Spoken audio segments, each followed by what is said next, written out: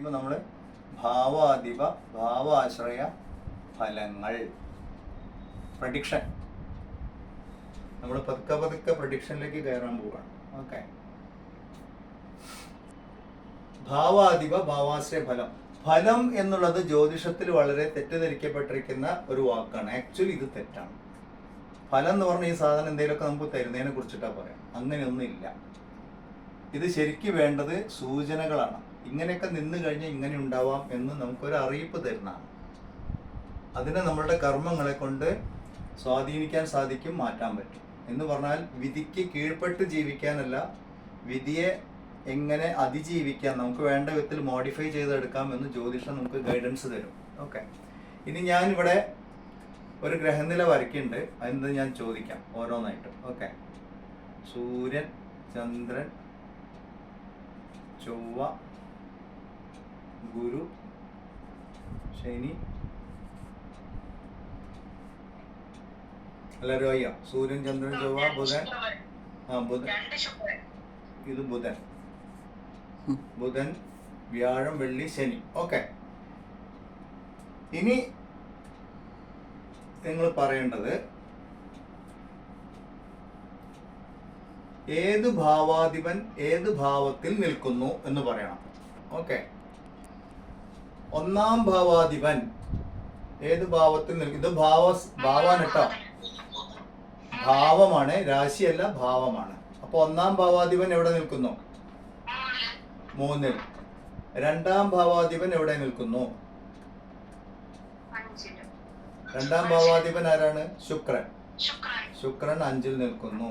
മൂന്നാം ഭാവാധിപൻ 4-ൽ നിൽക്കുന്നു. 4-ാം ഭാവാധിപൻ 4-ാം ഭാവാധിപൻ 10-ൽ. Very good. 5-ാം ഭാവാധിപൻ 5-ാം ഭാവാധിപൻ 6-ൽ നിൽക്കുന്നു. ഇത് ഞാനിങ്ങനെ എഴുതുന്ന ഒരു മെത്തേഡ് കേട്ടോ, ഓരോരുത്തർക്ക് അവനാന്റെ രീതിയിൽ എഴുതാം. 6-ാം ഭാവാധിപൻ 6-ാം ഭാവാധിപൻ 6-ൽ. 7-ാം ഭാവാധിപൻ 7-ാം ഭാവാധിപൻ 10-ൽ. 8-ാം ഭാവാധിപൻ 4. 9-ാം ഭാവാധിപൻ 5. 10-ാം ഭാവാധിപൻ 3. 11-ാം ഭാവാധിപൻ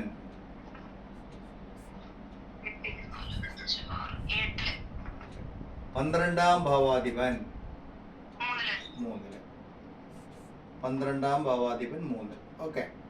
ഇപ്പൊ നമുക്ക് ഓരോ ഗ്രഹത്തിന്റെയും ഒരു പൊസിഷൻ കിട്ടി. ഏത് ഭാവാധിപനായിട്ട് ഏത് ഭാവത്തിൽ നിൽക്കുന്നു? കന്നി ലഗ്നം ആണെങ്കിൽ. അപ്പൊ നമുക്കറിയാം ഓരോ ലഗ്നവും 2 മണിക്കൂർ കഴിയുമ്പോൾ മാറിക്കൊണ്ടിരിക്കും. ഈ കുട്ടി ജനിച്ച് കുറച്ച് കഴിഞ്ഞപ്പോൾ ഈ ലഗ്നം മാറി ഇങ്ങോട്ടായി. ഗ്രഹങ്ങളൊന്നും മാറിയിട്ടില്ല, ലഗ്നം മാത്രം മാറി. ഇപ്പൊ എന്താ സ്ഥിതി? ഒന്നാം ഭാവാധിപൻ എവിടെ? 1-ാം ഭാവാധിപൻ 4-ൽ. ഇപ്പൊ ഈ വ്യത്യാസം കണ്ട്. ഇവിടെ 1-ാം ഭാവാധിപൻ 3-ലായിരുന്നു, ബുധനായിരുന്നു. ഇവിടെ 1-ാം ഭാവാധിപൻ ശുക്രനാണ്, 4-ലേക്ക് മാറി. ടൈം മാറിയപ്പോഴേക്കും ടോട്ടലി ചേഞ്ച് ആയി. മനസ്സിലാവണ്ട പറയുന്നത്? ആദ്യം 1-ാം ഭാവാധിപൻ ബുധനായിരുന്നു, കന്നി. ഇപ്പൊ ശുക്രനായി.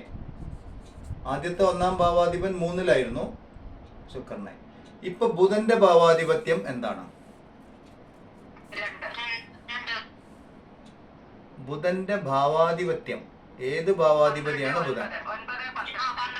9-ാം ഭാവാധിപതിയും 12-ാം ഭാവാധിപതിയാണ് ബുധൻ. 9-ാം ഭാവാധിപതി ഏത് ഭാവത്തിൽ നിൽക്കുന്നു? 9-ാം ഭാവാധിപതി 2-ൽ നിൽക്കുന്നു. 12-ാം ഭാവാധിപതി 2-ൽ നിൽക്കുന്നു. മുമ്പ് നമ്മൾ നോക്കി, അതായത് കന്നിയിൽ ലഗ്നം വന്നപ്പോൾ ബുധൻ 3-ലായിരുന്നു. പിന്നെ ഏത് ഭാവാധിപത്യമാണ് അടുത്തത്? കന്നിയിലായപ്പോൾ 10-ാം ഭാവാധിപതിയായിരുന്നു. ഇവിടെ അല്ലായിരുന്നു? കന്നി ലഗ്നത്തിന്റെ 10-ാം ഭാവാധിപതി ബുധൻ 3-ൽ നിൽക്കുന്നു. ഇതായിരുന്നു ബുധന്റെ പൊസിഷൻ. ഇപ്പോൾ ലഗ്നം മാറിയോടുകൂടി ടോട്ടലി മാറി. ബുധൻ 9, 12 ഭാവാധിപതിയായിട്ട് 2-ൽ നിൽക്കുന്നു.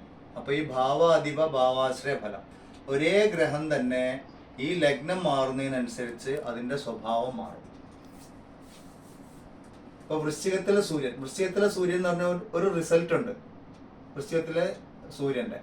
പക്ഷെ ഈ ലഗ്നം മാറുന്നതിനനുസരിച്ച് സൂര്യന്റെ ഭാവാധിപത്യം മാറി, ഭാവസ്ഥാനം മാറി, അതോടുകൂടി ആ സ്വഭാവം മാറി. അപ്പൊ നമ്മുടെ രാശി സ്വഭാവവും ഭാവ സ്വഭാവവും മാറി മാറി വരും. മനസ്സിലാവുണ്ടോ പറഞ്ഞത്? എന്തെങ്കിലും ഡൗട്ട് ഉണ്ടോ ആർക്കെങ്കിലും? ആ, ഏത് ഭാഗം മനസ്സിലാവാത്തത്?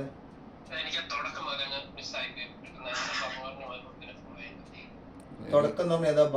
ഭാവത്തിന്റെ കാര്യമാണോ രാശിയുടെ കാര്യമാണോ മിസ്സായി പോയത്?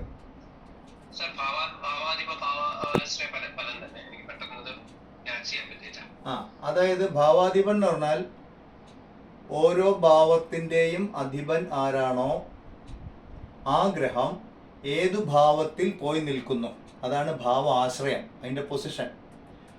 ഇത് ഗ്രഹം നിൽക്കുന്ന സ്ഥാനം. ഇത്രയും മനസ്സിലായോ?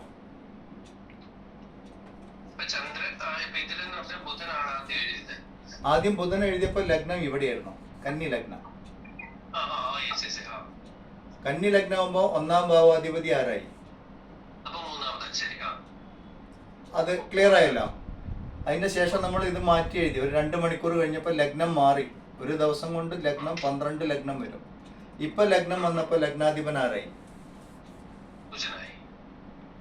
ആരായി?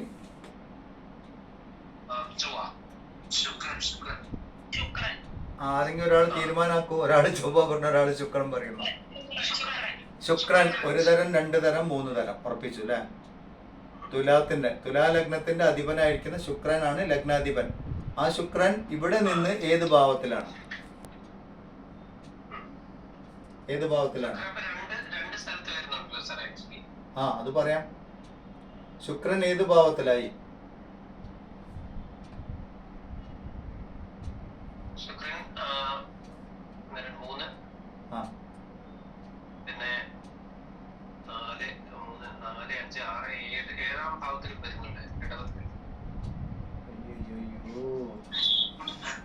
ലഗ്നാധിപനായിരിക്കുന്ന ശുക്രൻ എണ്ണണം. ലഗ്നം 1 2 3 4. അപ്പം ഒന്നാം ഭാവാധിപൻ 4ൽ നിൽക്കുന്നു. അതാണ് ഈ എഴുതിയിരിക്കുന്നത്. ശുക്രൻ ഒന്നാം ഭാവാധിപനായി 4ൽ നിൽക്കുന്നു. ക്ലിയർ ആയോ? അടുത്ത ശുക്രന്റെ അടുത്ത ഭാവാധിപത്യം ഏതാണ്? 8ാം ഭാവാധിപതി. Very good. ശുക്രൻ 8ാം ഭാവാധിപതിയായിട്ട് ഏത് ഭാവത്തിൽ നിൽക്കുന്നു?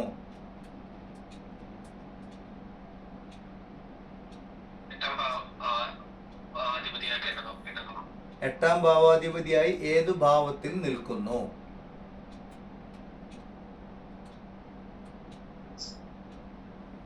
ശുക്രൻ എവിടെയാ നിൽക്കുന്നത്? ഏത്? ആ, അല്ല, ഈ സംശയം ചോദിച്ച ആള് പറയും.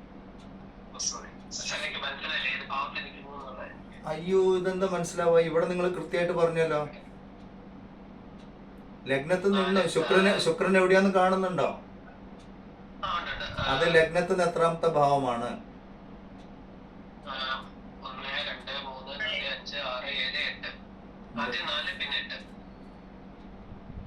എവിടെ നിൽക്കുന്നു എന്നാ ചോദിച്ചത്. ഭാവാധിപത്യം അല്ല ചോദിച്ചത്. എവിടെ നിൽക്കുന്നു, ഏതു ഭാവത്തിൽ നിൽക്കുന്നു?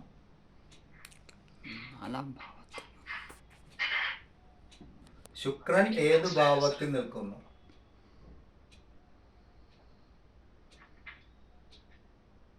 ഓക്കെ, ഇത് രാശിയെന്ന് വിചാരിക്കോ. ശുക്രൻ ഏത് രാശിയിലാണ് നിൽക്കുന്നത്?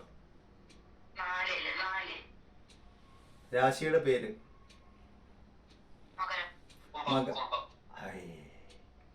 ഇതാരാള്? സംശയം ചോദിച്ച ആളാരാണ്? എന്താ പേര്? ആ, മകരത്തിലാണോ അതോ കുംഭത്തിലാണോ? ശുക്രൻ ഏത് രാശിയിൽ നിൽക്കുന്നു? ഇത് രാശിയെന്ന് വിചാരിച്ചോളൂ. ശുക്രൻ ഏത് രാശിയിൽ നിൽക്കുന്നു?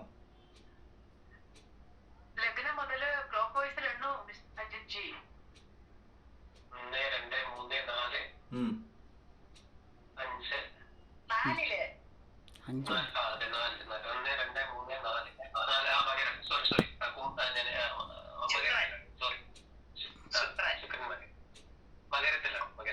ഉറപ്പായോ? അപ്പൊ ലഗ്നാധിപൻ ഏത് ഭാവത്തിൽ നിൽക്കുന്നു? എട്ടാം ഭാവാധിപതി ഏത് ഭാവത്തിൽ നിൽക്കുന്നു? നാല്.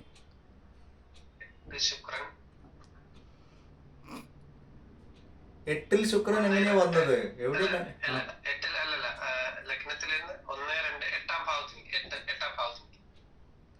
എന്റെ അമ്മോ. ഇതിനെ നിങ്ങൾ എങ്ങനെയാ എട്ടായിട്ട് കണ്ടത്? എവിടെ നിന്ന് എണ്ണിട്ട് എട്ടായിട്ട് കണ്ടത്? ആ,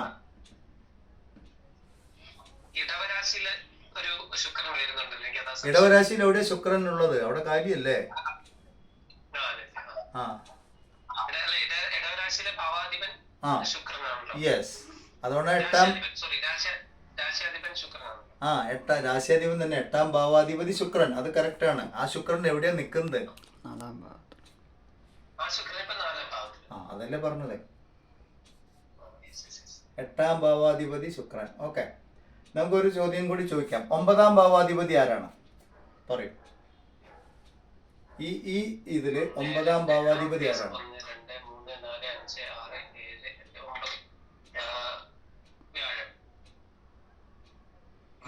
ഭാവാധിപതി ആണ് ചോദിച്ചത്. അധിപതി. ഈ രാശിയുടെ അധിപൻ ആരാണ്?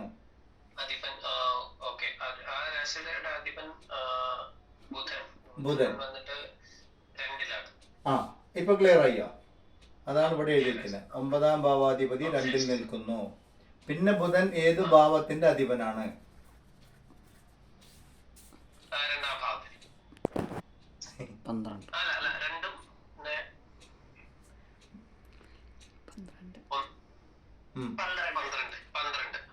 പന്ത്രണ്ടാന്ന് ഉറപ്പാണോ? എന്തുകൊണ്ടാ 12 ബുധൻ ഭാവാധിപതി ആയത്?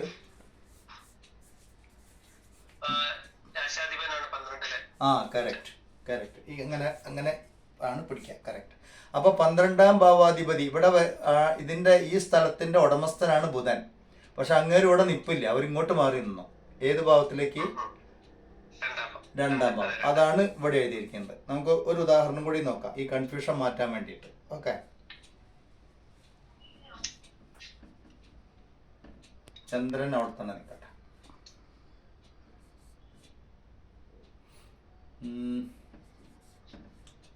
മീനലഗ്നം എന്ന് വിചാരിച്ചോളൂ. ഇതൊക്കെ മായ്ക്കുന്നുണ്ടേ. ആർക്കെങ്കിലും ഡൗട്ട് ഉണ്ടെങ്കിൽ ശ്രദ്ധിക്കണം. എവിടെയെങ്കിലും ഇപ്പൊ ഇതുപോലെ ഇങ്ങനെ ഡൗട്ട് ചോദിക്കുമ്പോഴേ നമുക്ക് മെസ്സേജ് ക്ലിയർ ആയിട്ടില്ല എന്ന് ഒരു ഫീഡ്ബാക്ക് കിട്ടുള്ളൂ. അതുകൊണ്ട് ഡൗട്ട് ഉണ്ടെങ്കിൽ ചോദിക്കണം, മടിക്കാതെ ചോദിക്കണം.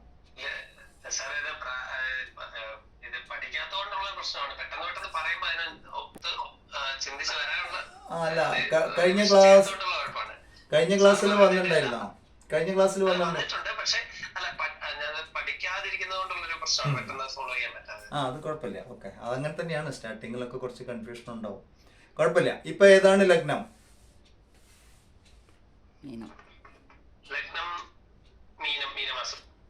മീനമാസോ?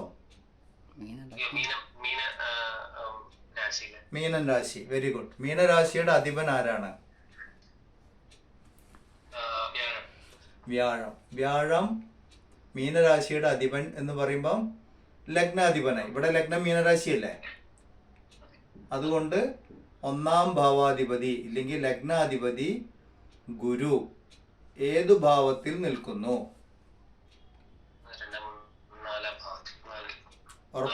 ഉറപ്പാണോ? ഓക്കെ. ഇനി ഗുരുവിന്റെ അടുത്ത ഭാവാധിപത്യം ഏത് ഭാവത്തിന്റെ അധിപനാണ് ഗുരു? ഗുരുവിന് 2 ഭാവമുണ്ട്.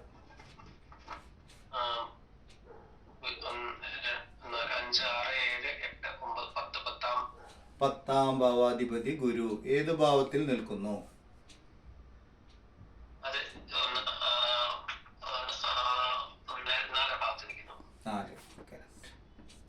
ഇപ്പൊ ക്ലിയർ ആയോ? ഇനി ഒന്നുകൂടി നോക്കണം. ഓക്കെ, എന്നാ ഇതിൽ ഇനി പറയൂ. 8ാം ഭാവാധിപതി എവിടെ നിൽക്കണു പറയൂ. ഈ രാശിയിൽ 8ാം ഭാവാധിപതി ഏത് രാശിയിൽ നിൽക്കും, ഏത് ഭാവത്തിൽ നിൽക്കുന്നു? എട്ടാം ഭാവാധിപതി ശുക്രൻ. എട്ടാം ഭാവാധിപതി ഏത് ഭാവത്തിൽ നിൽക്കുന്നു?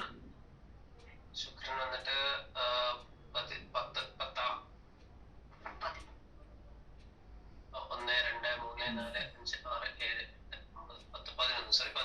11.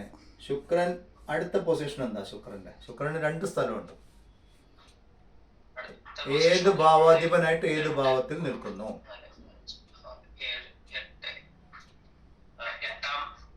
അത് പറഞ്ഞു. എട്ടാം ഭാവാധിപതി 11 നിൽക്കണു പറഞ്ഞു. അടുത്തത് ശുക്രനെ കുറിച്ച് എന്ത് പറയാൻ പറ്റും?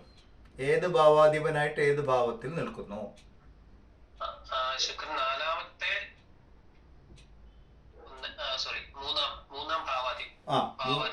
മൂന്നാം ഭാവാധിപനായിട്ട് എവിടെ നിൽക്കുന്നു? 11. Very good. ഇപ്പൊ ക്ലിയർ ആയല്ലോ. ഇനി ആർക്കെങ്കിലും ഡൗട്ട് ഉണ്ടോ? Okay, thank you. പറയൂ.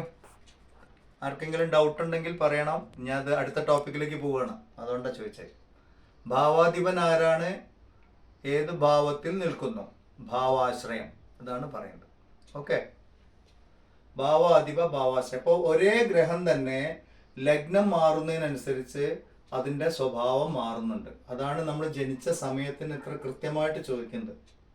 ഏത് ലഗ്നം എന്ന് കൃത്യമായിട്ട് ചോദിക്കുന്നത് ഈ സ്വഭാവം അറിയാൻ വേണ്ടിയിട്ട്. അപ്പം ഒരു ഗ്രഹം എന്ന് പറഞ്ഞാൽ അതിന് രാശിഫലമുണ്ട്, ഭാവഫലമുണ്ട്,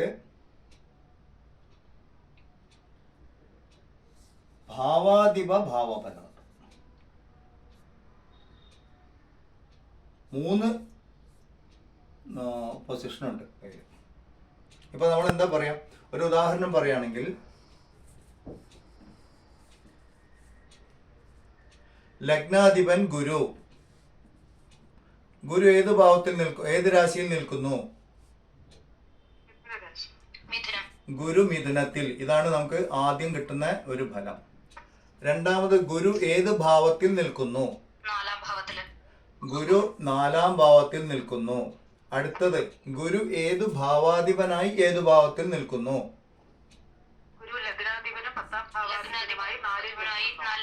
യെസ്, വെരി ഗുഡ്. 4-ൽ നിൽക്കുന്നു. ഇവിടെ 4. 1-ാം ഭാവാധിപനും 10-ാം ഭാവാധിപനുമായിട്ട് 4-ൽ നിൽക്കുന്നു. ഇപ്പൊ ക്ലിയർ ആയല്ലോ ഒരു ഗ്രഹം എങ്ങനെ മാറും എന്നുള്ളത്. ഓക്കെ, ഇനി ഇതേ ഗുരു, ഇനി ഗുരുവിന്റെ പൊസിഷൻ പറയണം. ലഗ്നം മാറി, തുലാ ലഗ്നമായി. അപ്പൊ ഗുരു ഏത് രാശിയിൽ നിൽക്കുന്നു? മിഥുനൻ രാശിയിൽ നിൽക്കുന്നു. ഗുരു ഏത് ഭാവത്തിൽ നിൽക്കുന്നു? ഗുരു 9-ാം ഭാവത്തിൽ നിൽക്കുന്നു. ഏത് ഭാവാധിപനായി ഏത് ഭാവത്തിൽ നിൽക്കുന്നു? 3, 6 ഭാവാധിപനായി ഏത് ഭാവത്തിൽ നിൽക്കുന്നു? 9. ഇപ്പൊ ക്ലിയർ ആയില്ലേ? ഈ ലഗ്നം ഇവിടെ എത്തിയപ്പോഴേക്കും ഗുരുവിന്റെ സ്വഭാവം ടോട്ടലി ചേഞ്ച് ആയി. ഇപ്പൊ ക്ലിയർ ആയോ? ഈ 3 നമുക്ക് മെയിൻ ആയിട്ട് വേണം. ഒരു ജാതകത്തിന്റെ രാശി ഫലങ്ങളും ഭാവഫലങ്ങളും ഭാവാശ്രയ ഭാവഫലങ്ങളും ഭാവാധിപ ഭാവാശ്രയ ഫലങ്ങളും, ഇത് 3 മെയിൻ ആണ്. ഇത് നമുക്ക് പഠിച്ചു നോക്കാനുണ്ട്. ഓക്കെ, നോട്ട്സ് ഞാൻ തരാം.